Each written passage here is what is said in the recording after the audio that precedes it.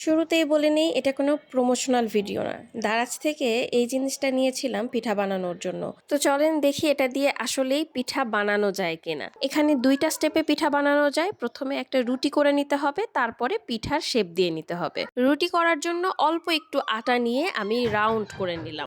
এবার উপরে থাকা এই হ্যান্ডেলটা দিয়ে একটু জোরে চাপ দিলেই দেখা যাবে খুব সুন্দর একটা রুটি হয়ে গেছে। তবে এটা আমার 3rd টাইম ট্রাই ছিল। ১ম ২ বার কিন্তু আমি ফেইল করেছিলাম। এনিওয়েজ এবার পুর দিয়ে পিঠার শেপ করে নেওয়ার পালা এবং পিঠাটাও কিন্তু মোটামুটি ভালোই হয়েছে। দেখা যাক 2nd পিঠাটা কেমন হয়।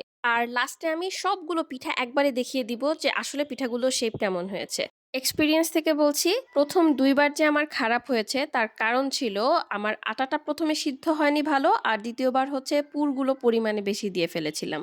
And finally I've got the heck. এখন খুব ইজিলি এটা দিয়ে আমি পিঠা বানাতেও পারছি আর অল্প সময়ের মধ্যে অনেকগুলো পিঠাও বানানো যাচ্ছে। ও বাই দ্য ওয়ে পিঠাগুলো কিন্তু ছিল কালাইপুরি পিঠা। আমাদের যে পিঠার ক্লাস চলছে সেই পিঠা ক্লাসের ৪ নাম্বার ক্লাস বা ৫ নাম্বার ক্লাসে ছিল এই পিঠাটা। এই পিঠাটা বেসিক্যালি উত্তরাঞ্চলে খুবই জনপ্রিয়, বিশেষ করে বগুড়াতে। বগুড়ার মানুষেরা পিঠাটা খুব ভালোভাবেই চিনে থাকবেন। পিঠাটা ঝাল ঝাল মানে মিষ্টি না, আর ভাতের মতো একবারে অনেকগুলো খাওয়া যায়। ট্রাস্ট মি ১০-১২টা আপনি কোন ফাঁকে খেয়ে ফেলবেন টেরই পাবেন না। আর যেহেতু চালের আটা দিয়ে করা হচ্ছে বাহিরের লেয়ারটা খুবই ক্রিস্পি থাকে। And here is the final look. দেখতে পাচ্ছেন সবগুলো পিঠা একই শেপের হওয়ার কারণে কিন্তু খুবই সুন্দর লাগছে দেখতে।